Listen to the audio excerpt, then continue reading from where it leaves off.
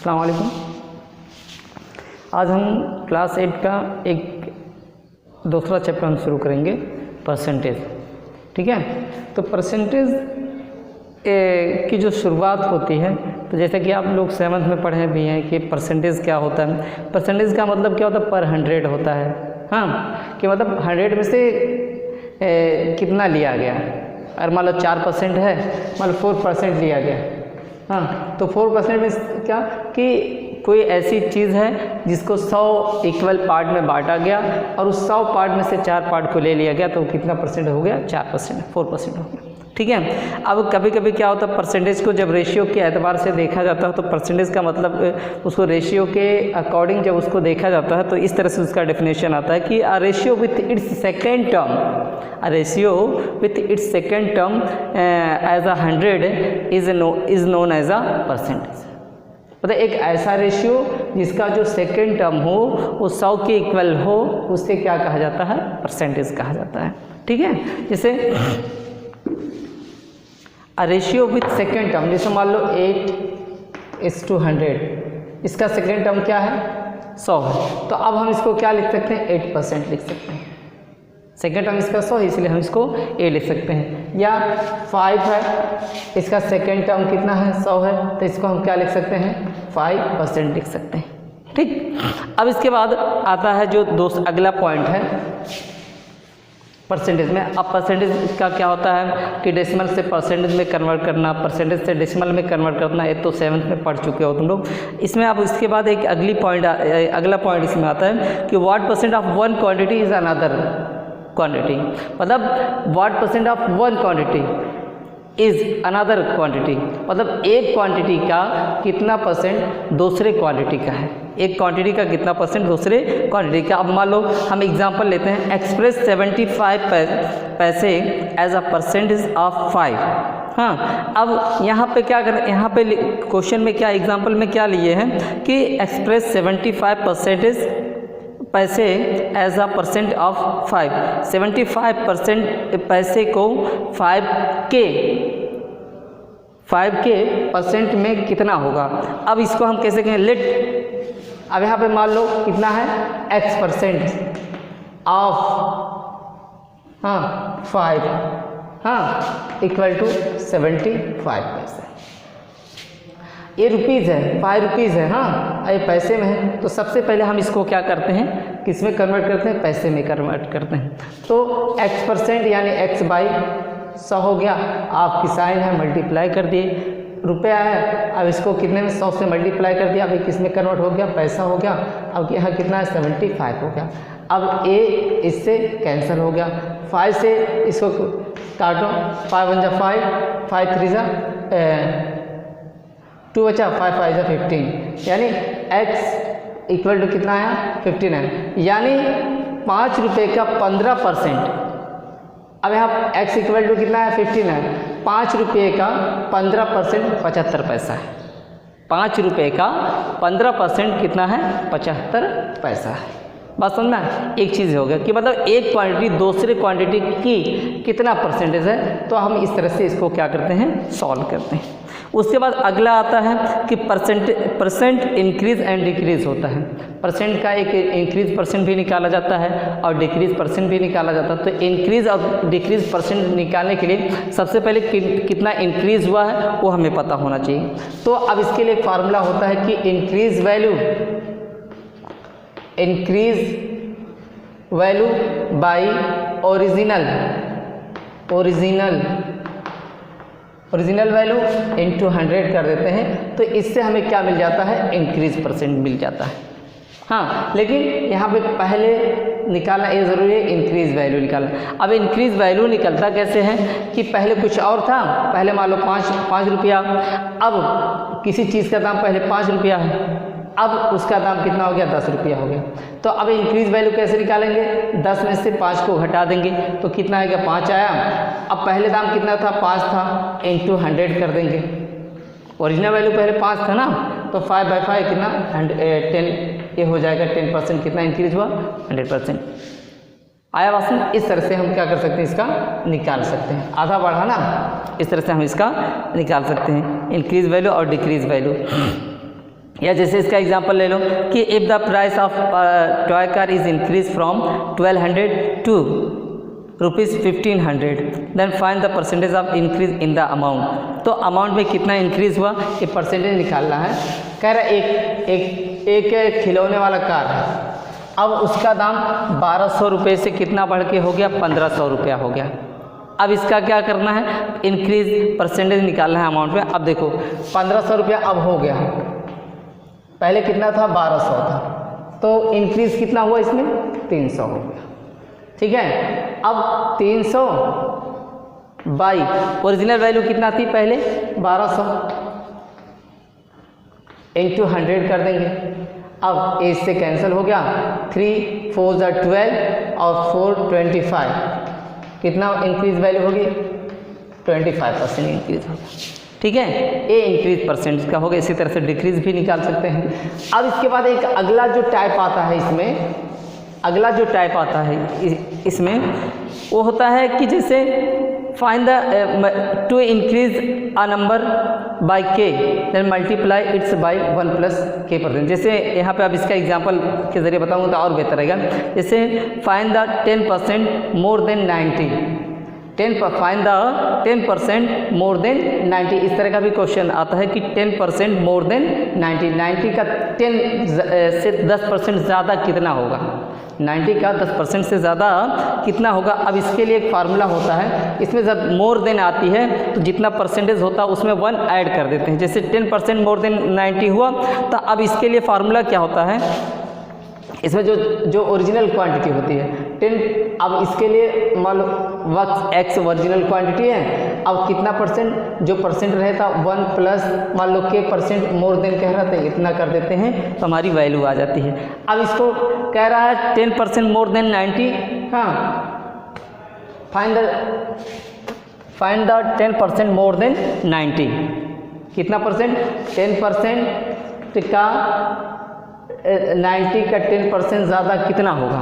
अब कैसे निकालेंगे, x की वैल्यू 90 है और 1 प्लस 10%, हाँ अब कितना होगा, अब देखो ये 90 हो गया और 1 प्लस 10/100, हाँ अब a0 कैंसिल हो गया।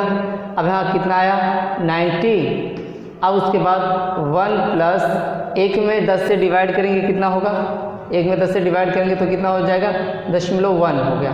ठीक है, अब कितना हो जाएगा 90 ए हो गया 90 और इसमें 1 प्लस 1, हाँ अब इसमें मल्टीप्लाई कर देंगे, इसमें मल्टीप्लाई कर देंगे। अब मल्टीप्लाई करके देख लो 1.1 इंटू 90, अब देखो 0 0, हाँ 9 1 जा 9, हाँ 9 1 जा 9, हाँ अब देखो 0 9 9, कितने डेसिमल हैं, कितने नंबर के बाद एक डिजिट के बाद लगा दिए तो अब कितना आएगा 99 आ गया। 10% मोर देन 90 का कितना हो जाएगा 99 हो जाएगा। ठीक है, इस तरह से। या कहता है कि दूसरा टाइप आता है कि किसी नंबर का 20% लेस देन 70 का 20% कम, 70 का 20% कम। अब वही फार्मूला, लेकिन वहाँ पे हम प्लस करते थे और यहाँ पे मान x यहाँ कितना हो जाएगा 1 माइनस k%, हाँ यहाँ पे माइनस कर देते हैं। तो अब क्या कह रहा है 20% लेस देन 70, 20% लेस देन 70 का 20% लेस देन 1 माइनस 20%, हाँ 1 माइनस 20%। अब क्या करेंगे 70 हो गया 1 माइनस 20/100, हाँ अब इससे कट गया 2 5 10, 1/5 आ गया। तो अब 70, अब 5 के से मल्टीप्लाई कर दो, यहाँ पे 1 बचा तो कितना हो जाएगा यहाँ पे, या तो 1/5 एक में, अब यहाँ पे जो ओरिजिनल वैल्यू आई 1 माइनस 1/5।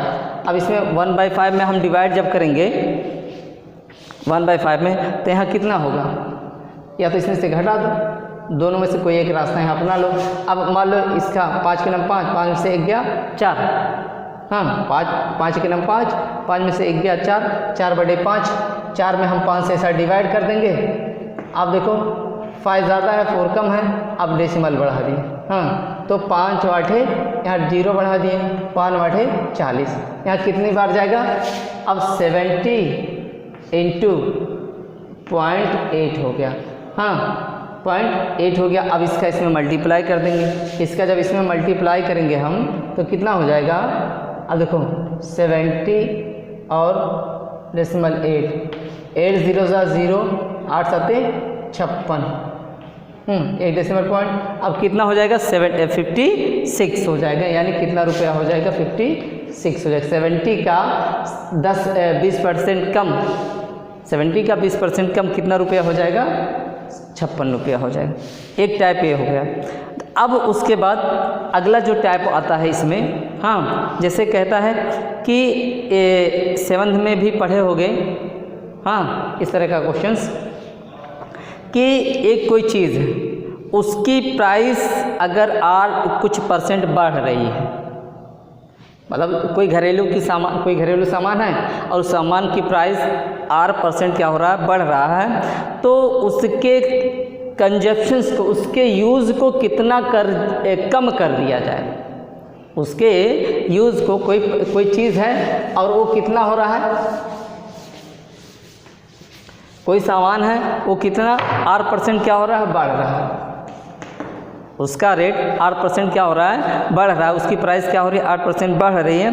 अब उस सामान को हम कितना कम खर्च करें कि जो हमारा उस सामान को कितना हम कम यूज़ करें कि हमारे ऊपर जो खर्च आए, मतलब उसके ख़रीदने का जो खर्च है जितना पहले आता था उतना आज भी बढ़ने के बाद भी उतना ही आए। अब उतना ही लाने के लिए इसके लिए एक फार्मूला है, क्या? R/100 प्लस R, हाँ, इंटू 100%, ये आता है। बात समझ में आ रहा है? कह रहा है कि कोई सामान, हाँ, आलू वगैरह है, तो आलू वगैरह मान लो 10 दिन पहले सस्ता था आलू, तो हम उसको 5 किलो ख़रीद के लाते थे। अब R% वो क्या हो गया? बढ़ गया। हाँ, तो हम उसकी खरीदी कितना कम कर दें, कितना % कम कर दें कि जितना खर्च 5 किलो पे तब पड़ता था 10 दिन पहले, उतना आज भी पड़े। तो उसके लिए ये फार्मूला हम क्या करते हैं? लगाते हैं। ठीक है, R/100 प्लस R इंटू 100% वाला। ठीक है, अब इसका उल्टा कि कोई चीज़ है, अब उसकी प्राइस क्या हो रही है? R% कम हो रही है।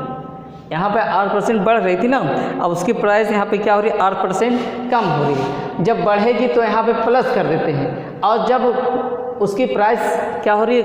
उसका दाम घटता जब है इतना %, तो अब यहाँ क्या, इसके लिए फार्मूला क्या है? 100 माइनस R/, हाँ, इंटू 100 कर देते हैं। इस फार्मूले के ऊपर रखते हैं, तब वही चीज़ वहाँ बढ़ रहा था, तो हम कंजप्शंस जो हम उसकी हमारे घर पे जो खपत थी वो कितना कम कर दें के ऊपर क्वेश्चन था। पहले वाले इस क्वेश्चन में ये था कि अगर कोई सामान का दाम बढ़ रहा है तो हम कितना कम उसको खर्च करें कि जितना हमारा उस सामान को ख़रीदने के ऊपर 10 दिन पहले खर्च आता था उतना आज भी खर्च आए। अब इसमें क्या है? दूसरे टाइप में क्या है कि अगर किसी चीज़ की प्राइस क्या हो रही? कम हो रही है, हाँ, तो हम कितना उसके ऊपर क्या करें? हम उसको कितना मतलब उसका यूज़ कर दें कि जितना पहले था खर्च, हमारा जो एक्सपेंडिचर हो कम ना हो।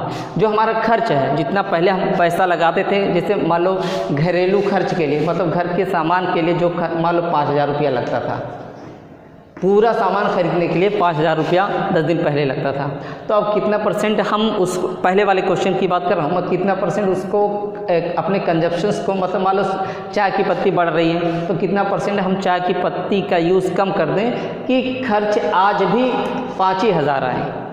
पहले वाले क्वेश्चन में। दूसरे वाले क्वेश्चन में क्या कह रहा है कि मान लो चाय का रेट आज के टाइम में कम हो रहा है, 8% कम हो रहा है, तो अब इसका हम कितना इसको ख़रीदें कि हमारा जो पूरा सामान ख़रीदने में जो लग रहा है वो 5,000 लगे, इससे ज़्यादा ना लगे। ये दूसरा टाइप हो गया। बात समझ आ रहा है? और तीसरे टाइप में क्या है कि अगर कोई एक आदमी है, A is more than B, R percent more than B, then B is less than A. जैसे अब एक क्वेश्चन आता है कि ए की सैलरी बी की सैलरी से आर परसेंट ज़्यादा है, तो बी की सैलरी ए की सैलरी से कितना कम होगा। हाँ, जैसे कहता है कि ए की सैलरी बी की सैलरी से आर परसेंट ज़्यादा है, ए की सैलरी बी की सैलरी से आर परसेंट ज़्यादा है, तो बी की सैलरी ए की सैलरी से कितना कम होगा। तो इसके लिए फार्मूला है R/100 plus R/100 plus R into 100 ए होगा। कब ए की सैलरी बी की सैलरी से आर परसेंट ज़्यादा है, तो बी की सैलरी ए की सैलरी से, यहाँ पर पहले ए की सैलरी का नाम लिया है, पहले ए की सैलरी कह रहा है बी की सैलरी से आर परसेंट ज़्यादा है, तो बी की सैलरी अब दोबारा उल्टा चला, बी की सैलरी आर की ए की सैलरी से कितना परसेंट कम होगा, तो R/100 प्लस R इंटू 100 लगा देंगे। दूसरा हम क्या करा कि अगर ए की सैलरी बी की सैलरी से आर परसेंट कम है, तो बी की सैलरी ए की सैलरी से कितना ज़्यादा होगा। अब यहाँ पे इसका उल्टा, हाँ, 100 माइनस आर, हाँ, इंटू 100, हाँ, कर देंगे, ए वाला फार्मूला लगाएंगे। कब, जब एक पहले नाम लेगा ए की सैलरी बी की सैलरी से कम है, लेस है, आर परसेंट लेस है, तो बी की सैलरी ए की सैलरी से कितना ज़्यादा होगा। अब हम ए वाला फार्मूला लगाएंगे, R/100 माइनस R इंटू 100, हाँ, ए वाला फार्मूला लगाएंगे। और जब ए कहेगा कि ए की सैलरी बी की सैलरी से आर परसेंट मोर है, हाँ, तो बी की सैलरी ए की सैलरी से कितना परसेंट कम है, कितना कम है, तो आप इसके लिए फार्मूला लगाएंगे R/100 प्लस R इंटू 100, ये वाला फार्मूला यहाँ पे लगाएंगे। बात समझ में आ गया। ए की सैलरी बी की सैलरी, इसमें अक्सर कन्फ्यूज़न होता रहता है कि ए की सैलरी बी की सैलरी से आर परसेंट ज़्यादा है, ए की सैलरी बी की सैलरी से आर परसेंट ज़्यादा है, तो बी की सैलरी ए की सैलरी से कितना कम होगा। तब हम क्या करेंगे, R/100 प्लस R इंटू 100 वाला फार्मूला लगाएंगे। और जब ए कहेगा कि ए की सैलरी बी की सैलरी से आर परसेंट कम है, ए की सैलरी बी की सैलरी से आर परसेंट कम है, हाँ, तो बी की सैलरी ए की सैलरी से कितना परसेंट ए से कितना ज़्यादा होगी, तो हम कौन सा फार्मूला लगाएंगे, ए वाला R/100 माइनस R वाला फार्मूला लगाएंगे। ठीक है, अब इसके बाद बाकी नेक्स्ट हम देखेंगे अगले दिन। अस्सलाम वालेकुम।